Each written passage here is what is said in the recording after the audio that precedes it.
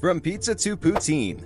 Back in the winter of 2022, Major League Soccer fans were eagerly awaiting the arrival of the Italian Maestro, Lorenzo Insigne. This short king may only be 5'4", but the skill and resume that he carried was supposed to bring Toronto FC enough power to catapult them back to a championship and be one of the biggest signings in Major League Soccer history.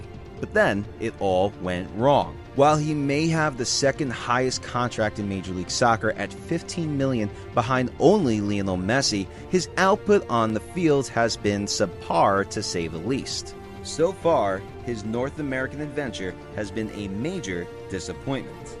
His insane lack of production, regular occurring injuries, and beyond questionable decisions on and off the field make him one of, if not the most, disappointed designated players ever to take place in Major League Soccer. Since his arrival, Toronto has yet to make the postseason, and even finished in last place in 2023.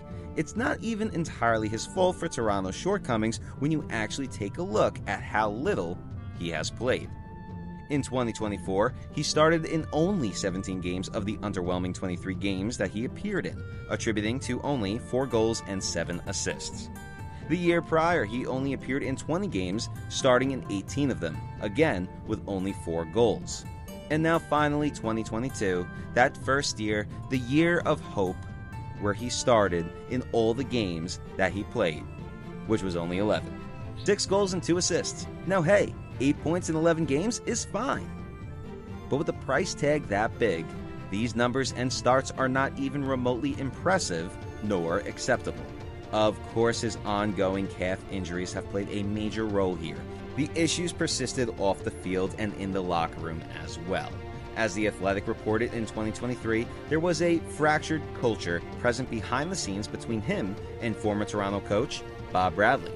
Bradley would ultimately be fired due to this and a few other reasons, and many, including myself, thought that the following season we'd see Lorenzo unleashed. And as I stated his stats before, this was not the case.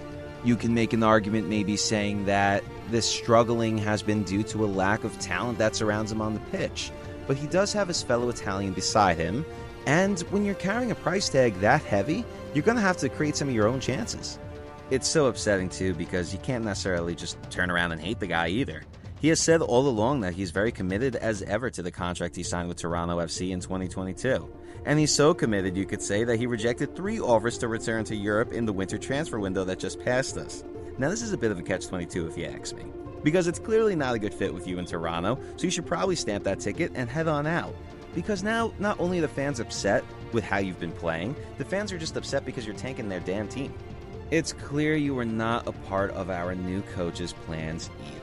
Multiple sources have even stated that the team is going to continue to have Lorenzo sit out and ride the bench until he finally caves and accepts a transfer out or even agrees to mutual contract termination. The fact that that is even in the cards is an anomaly when you're really looking at who we are talking about. This is an Italian and global legend we are talking about. Being compared to the great Maradona isn't something to take lightly. That's a compliment in a category of its own. While in Serie A, playing for and leading his hometown team, he helped lead Italy to the UEFA European Championship title. Internationally, he has 10 goals across 53 caps that include an appearance at the 2014 World Cup in Brazil. Essentially, Lorenzo was so talented and desirable, if I were to sit here and tell you all he has done, this video would need a part 2. Now, I'm not saying this is entirely his fault, I'm not saying it's Toronto's fault, and I'm not just saying it's a coaching issue either. It's just very clear him being in Toronto is not a good fit. Sadly, with how his time has gone in Major League Soccer, we will probably never see him get a second chance with another team in this league, which is such a shame because I truly believe he can still pop off if he signs somewhere new. Give this man a change of scenery. Let this guy grace the pitch in New York or, hey, even Columbus. This was a huge miss for Major League Soccer, and it's terrible to see such a huge player and opportunity end in such a terrible way.